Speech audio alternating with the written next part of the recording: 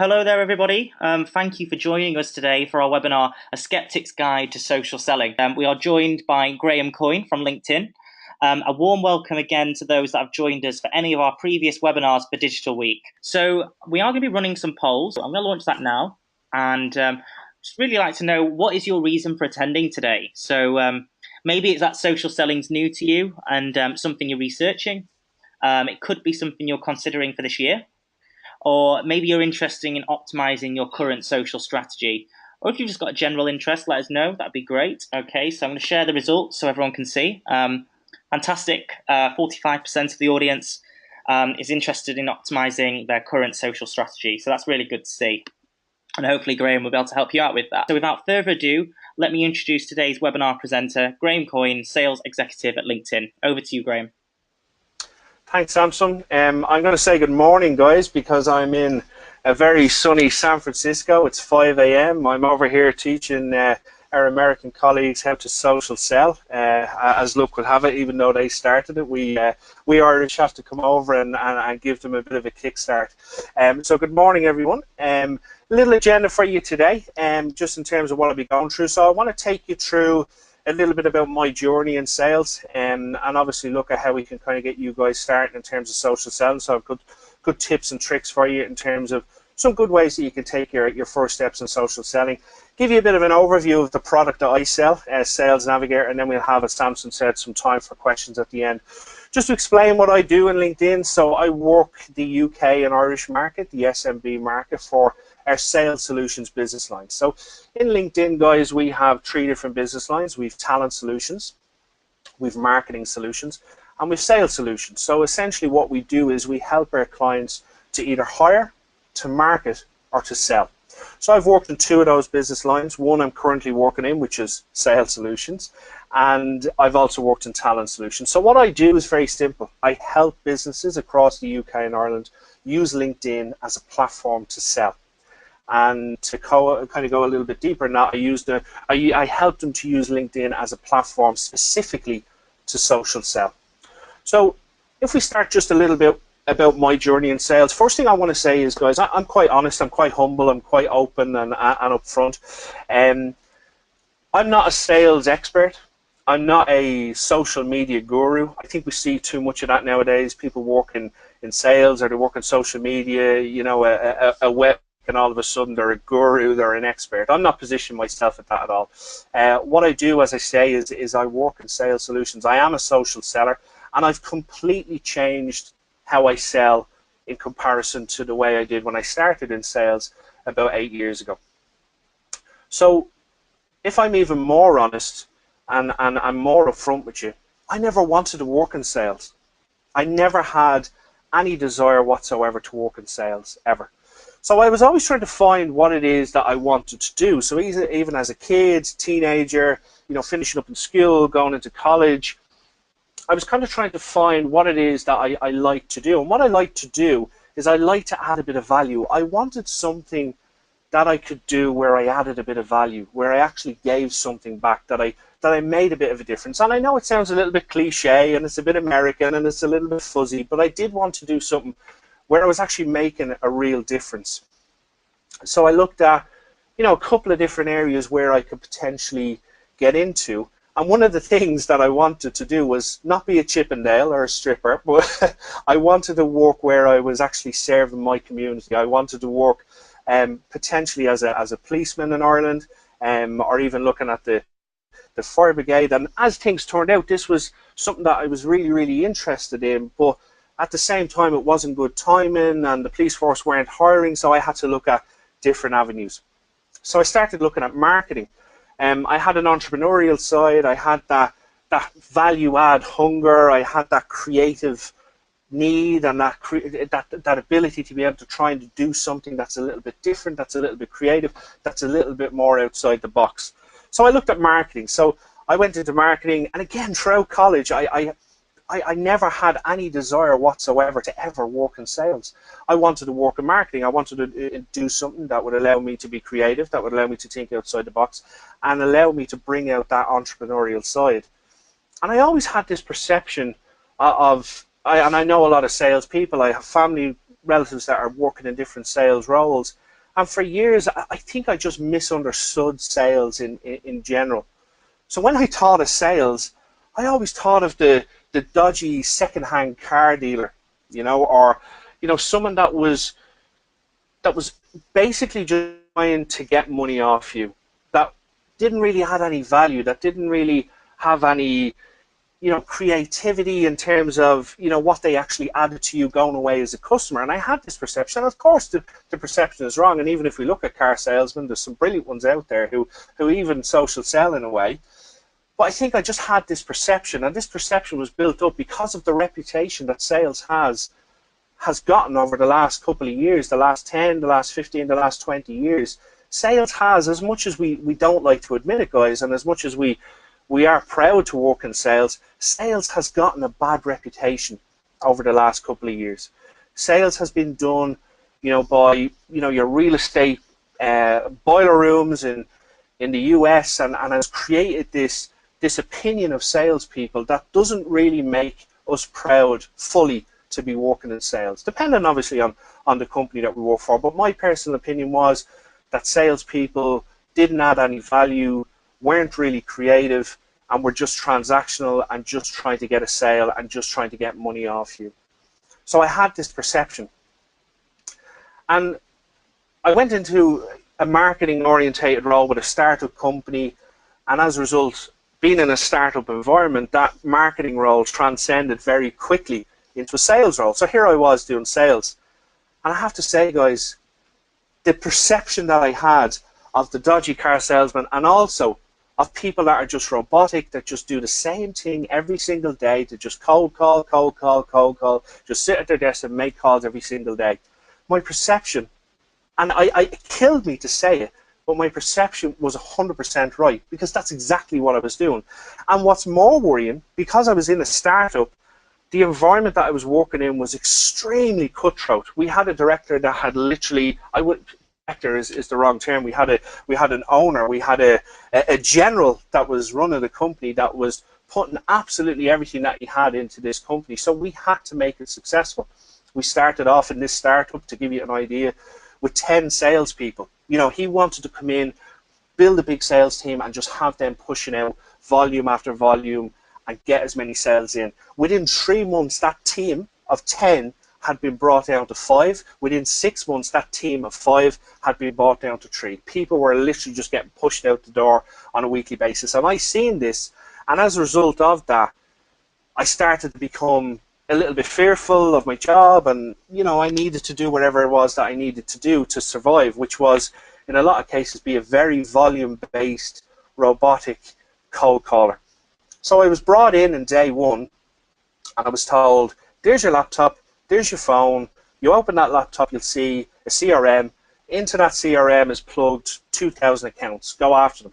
And I was a bit naive at the time, because I was a lot younger, and this was about 8 years ago now. And I asked what I thought at the time was a stupid question, but looking back in hindsight, it was actually a brilliant question, because I asked, what do I say? Where do I start? What do I say? Who do I talk to? Who do I look for? And I asked these questions, and I won't tell you what my boss said. His language wasn't too favourable, but basically he told me in no uncertain terms, go out there, ring everybody on that list, have it done by the end of the week. When you're finished that, ring them again next week.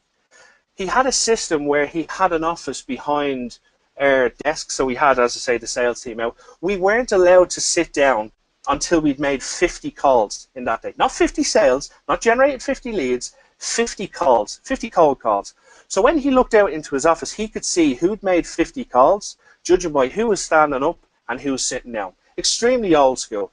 And while I learned a lot from it, and it was a great experience, and working hard up, I thought, here I am doing exactly what I never thought I would do. So I left that company. I went into a different company, better product, better environment, better systems.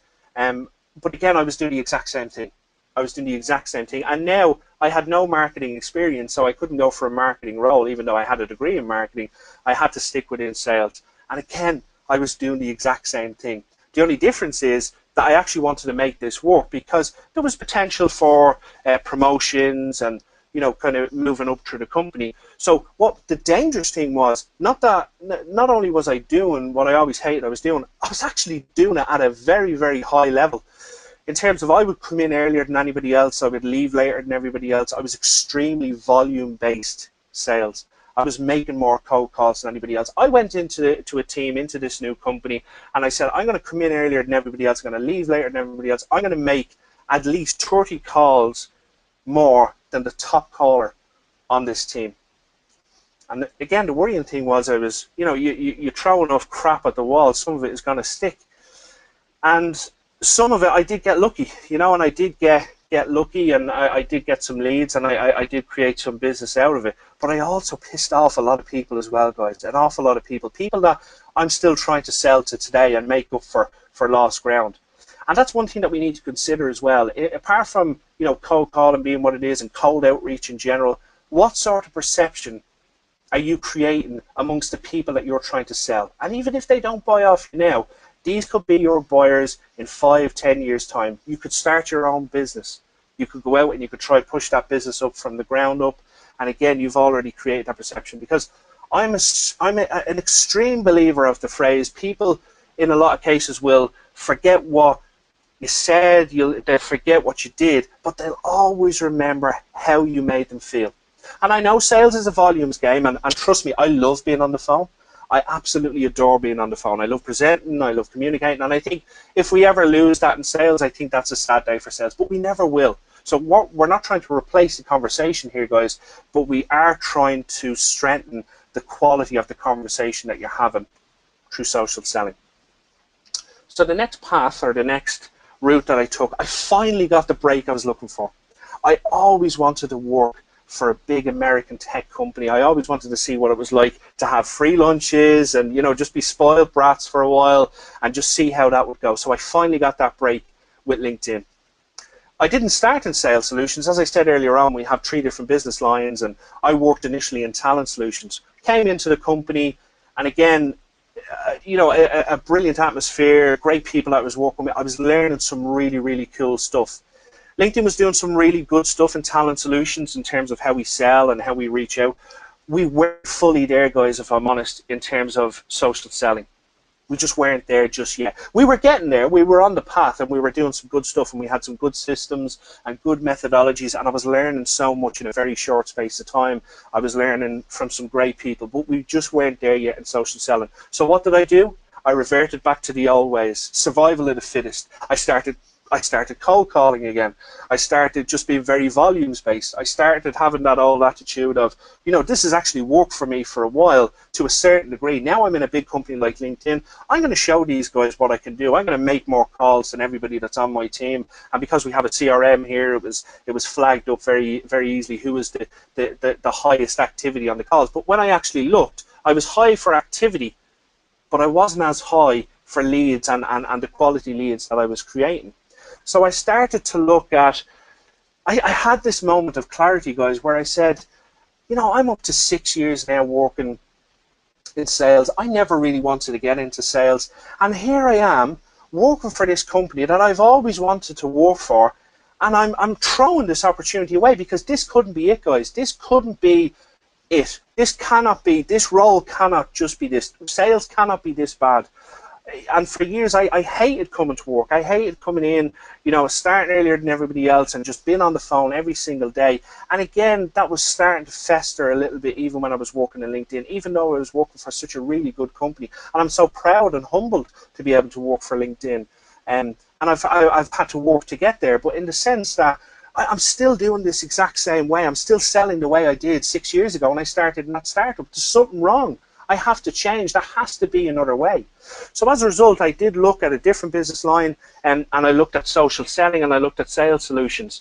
And as I started to explore it, initially, guys, I'm going to be honest with you, and hence the title of the webinar today, I was skeptical.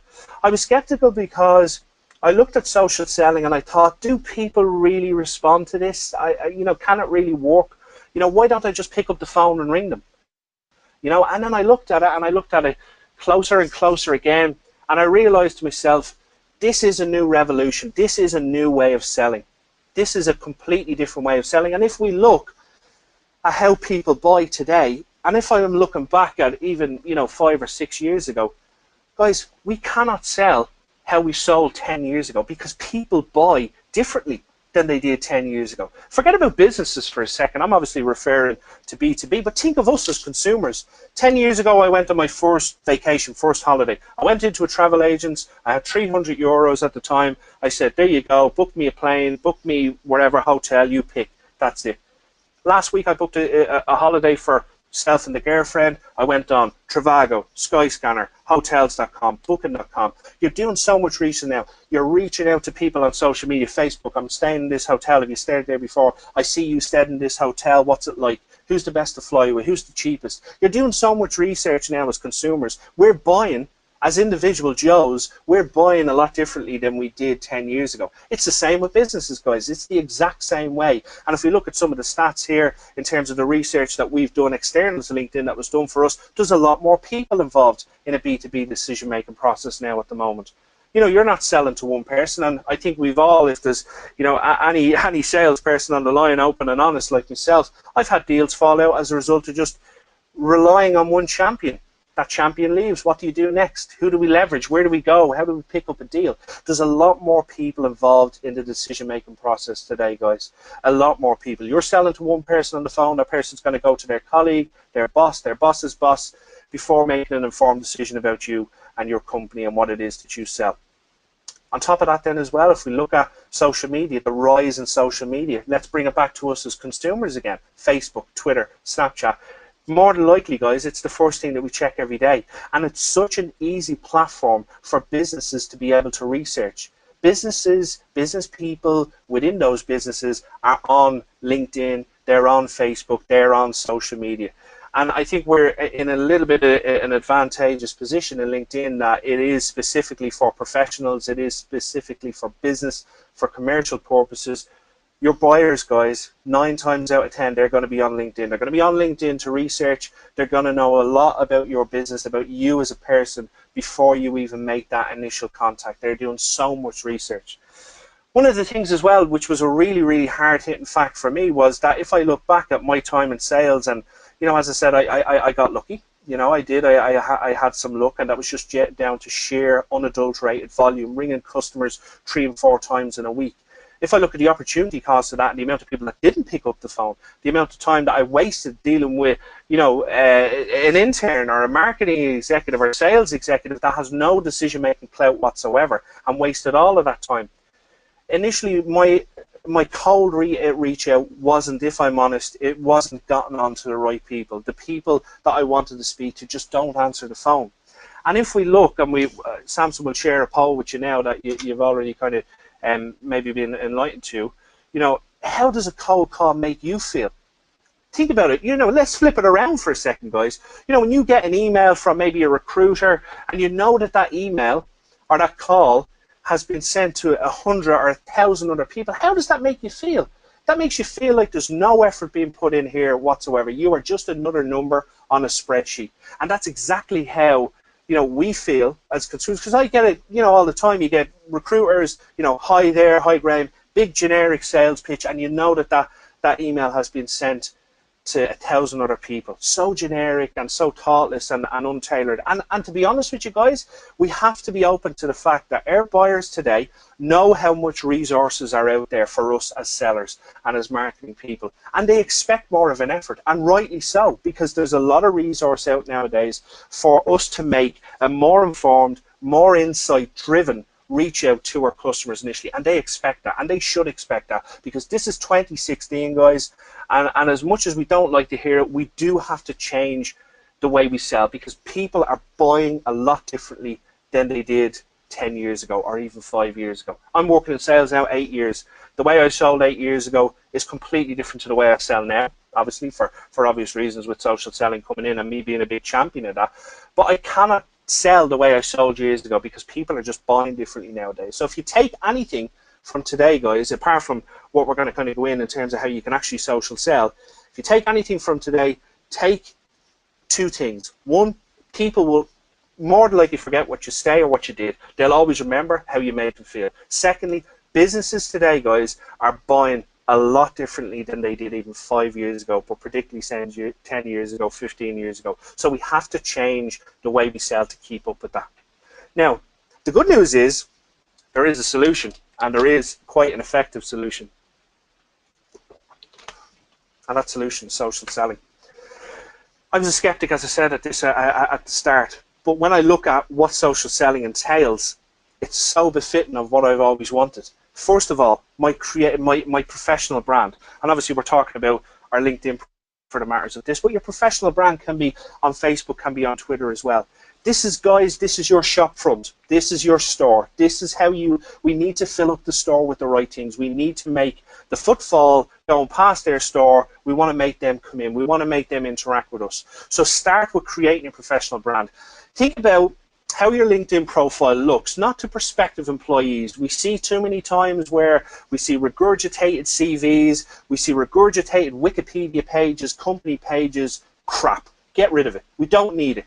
Your professional brand is your professional brand on behalf of your company, and you're selling for them and you represent them and you're flying the flag for them. Sure, absolutely. But start with who you are as a person. This is your professional brand as a salesperson or as a marketing person. We're no longer creating a LinkedIn profile, guys, for prospective employees or for people that we went to college with to impress them, or for our previous boss that gave us the sack and now we're trying to impress them again. We need to get out of that mindset. We now need to create a professional brand on LinkedIn on behalf of our company, but representing ourselves as sales and marketing people. This is how you do it. It's your shop front. It's Arkwright's store.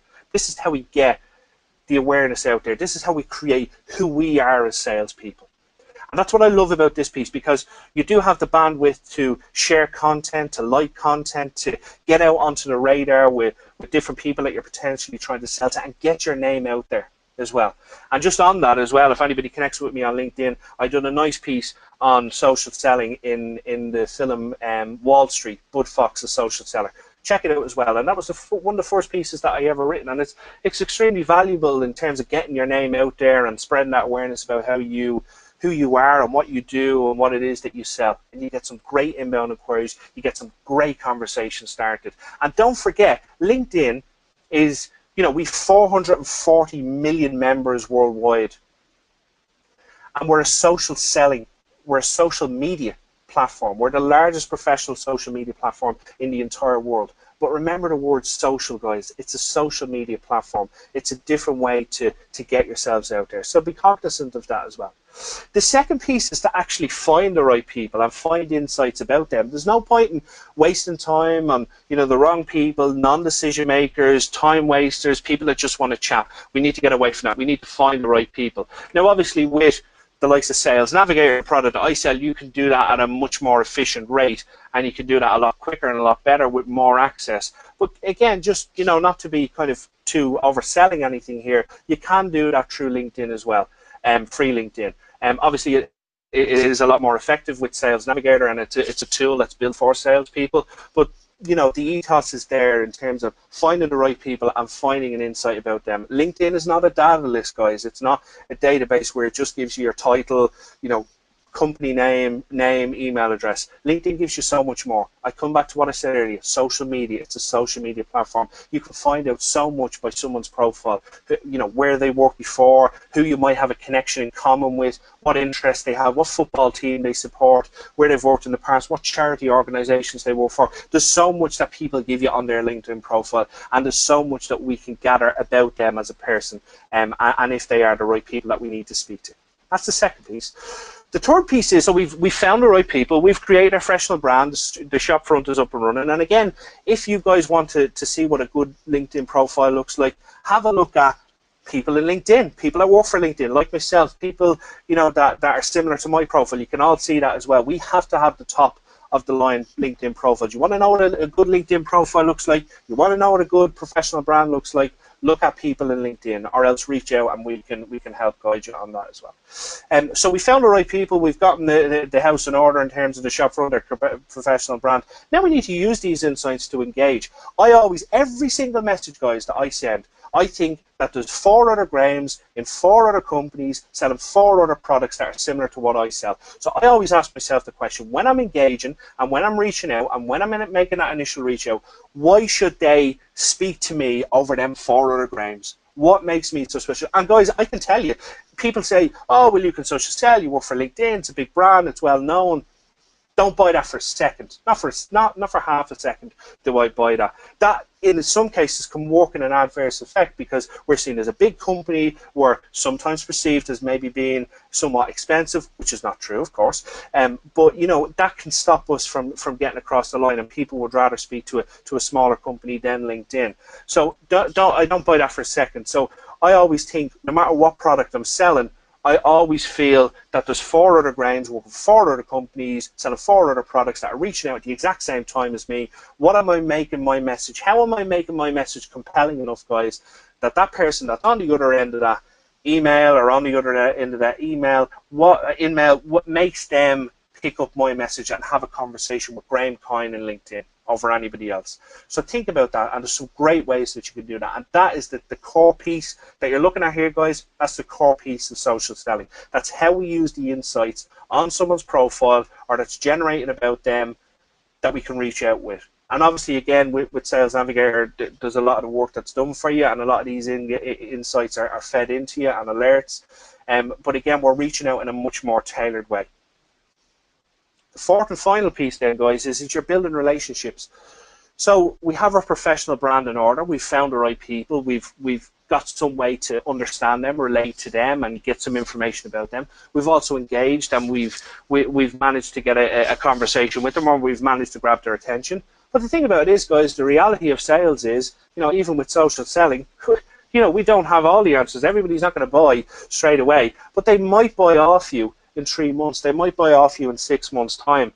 And in a lot of cases, as a lot of you guys will know, you know, it is hard in the first initial reach out to get that sale very quickly. You know, it can be difficult to do that. A lot of sales come, you know, 3 months, 6 months, you know, even a year down the line. So build a relationship, connect with them on LinkedIn. You know, you've had a conversation, you've left somewhat of a good taste in their mouth about what you guys do and who you are as a person. They've obviously appreciated the way you've reached out and been a little bit different. Build that relationship, build on that, nurture that relationship, keep them within your radar, feed them with content on LinkedIn, make them aware of who you are, you know, like their content, share their content, comment on their content, get into a debate with them if you have to, you know, and just keep on the radar with who they are and make them aware that you're always here when they're ready to explore further what it is that you're trying to sell. And it's always no harm to be building up your networks with relevant people, guys, on LinkedIn. Now, obviously, again, to refer back to Sales Navigator, you don't necessarily have to connect with people. You can save them as an account, and you can be fed information about them in order of time on a daily or a weekly basis. So again, you know, it is kind of the vehicle that allows you to do that. I know, guys, I obviously kept mentioning Sales Navigator, and my intention genuinely wasn't to come on and to kind of sell anything. It was just to kind of share some of my best practices and my journey. But I think anybody that's worth their salt as a salesperson will know that, you know, it's like Glengarry, Glen Ross, guys, you know, always be closing. So to give you an idea of Sales Navigator very briefly, social selling is the journey. Social selling is the path. Social selling is where we want to go. Sales Navigator is the vehicle that drives you there. Very simple.